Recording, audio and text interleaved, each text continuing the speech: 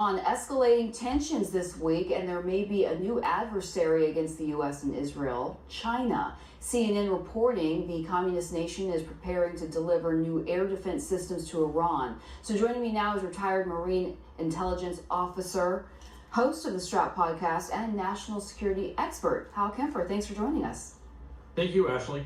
So Hal, what does this report mean for keeping the ceasefire? Well, this adds a new dynamic. First we had a report that Russia was providing intelligence to Iran that they were using to target U.S. bases and U.S. personnel. Now we have a report that China is actually shipping in weapons, air defense weapons. These are the same type of weapons that were used to shoot down the F-15, where we had to rescue the aircrew from that, and to shoot down the A-10 and a variety of other things. So obviously this poses a direct threat to our forces. This is something I'm sure we're discussing with China, but this goes to the alignment. You got Russia, China, Iran, North Korea.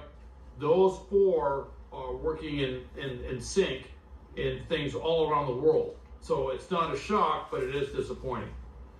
They also mentioned that China is routing the shipments through other countries to mask their identity. What can you tell us about that, if anything?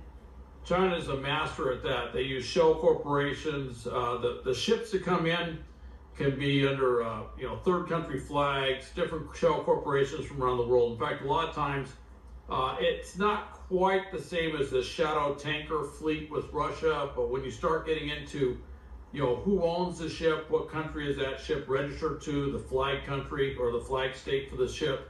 And then you get into, well, what is actually on the ship? What is the cargo that's on the ship? Who's the master of the vessel? Who's in the crew? You start breaking that down, you start finding that there's all sorts of nefarious things going on many times, and that's the case in this, where they're basically using third countries to mask the fact that they are providing all the support for Iran in its war against the U.S. and Israel, and really against all the Gulf states and against the Middle East. So we know that Vice President J.D. Vance is leading these negotiations in Pakistan and trying to talk with Iran there. But when you hear things like, well, China is going to help out Iran against us, I mean, your mind immediately goes to World War III. Is this concerning that China's coming into this story now?